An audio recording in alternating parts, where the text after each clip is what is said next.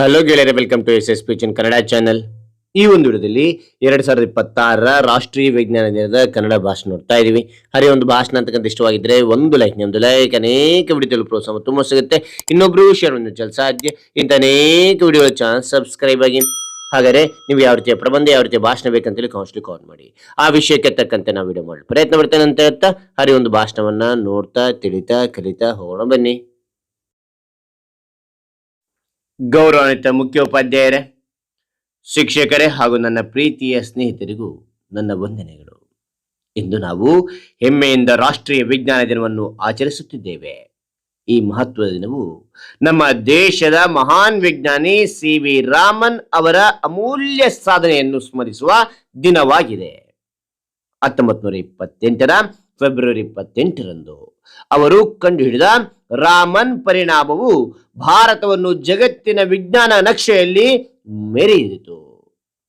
ವಿಜ್ಞಾನವೆಂದರೆ ಕೇವಲ ಪುಸ್ತಕದಲ್ಲಿರುವ ಪಾಠವಲ್ಲ, ಅದು ನಮ್ಮ ಬದುಕಿನ ಭಾಗವಾಗಿದೆ. ನಾವು ಬಳಸುವ ಮೊಬೈಲ್, ವಿದ್ಯುತ್ ದೀಪ, ಇಂಟರ್ನೆಟ್ ಎಲ್ಲ ವಿಜ್ಞಾನದ ಅದ್ಭುತ ಕೊಡುಗೆಗಳು.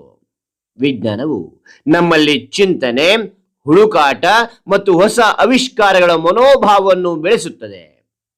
ಭಾರತವು ಇಸ್ರೋಗಳ ಸಾಧನೆಗಳು, ಔಷಧ ಸಂಶೋಧನೆ, ಡಿಜಿಟಲ್ ತಂತ್ರಜ್ಞಾನದಲ್ಲಿ ಜಗತ್ತಿಗೆ ಮಾದರಿಯಾಗಿದೆ. ಇಂತಹ ಸಾಧನೆಗಳು ನಮ್ಮ ಯುವ ಜನತೆಗೆ ಪ್ರೇರಣೆಯಾಗಬೇಕು. ನಾವು ಎಲ್ಲರೂ ಪ್ರಶ್ನೆ ಕೇಳುವ ಅಭ್ಯಾಸ ಬೆಳೆಸಿ ವಿಜ್ಞಾನ ಮನೋಭಾವವನ್ನು ಅಳವಡಿಸಿಕೊಳ್ಳೋಣ.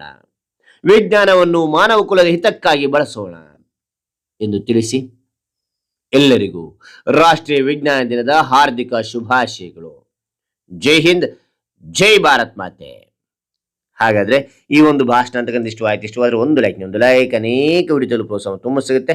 ಇನ್ನೊಬ್ರು ಶೇರ್ ಮಾಡಿ ಸಾಧ್ಯ. ಇಂಥ ಅನೇಕ ವಿಡಿಯೋಗಳ ಚಾನಲ್ ಸಬ್ಸ್ಕ್ರೈಬ್ ಆಗಿ. ಮತ್ತೊಂದು ಹೊಸ ವಿಷಯದೊಂದಿಗೆ ಮತ್ತೊಂದು ಹೊಸ ವಿಡಿಯೋದಿಂದ ಭೇಟಿ ಆಗ್ತೇನೆ. Thank you for watching. Bye.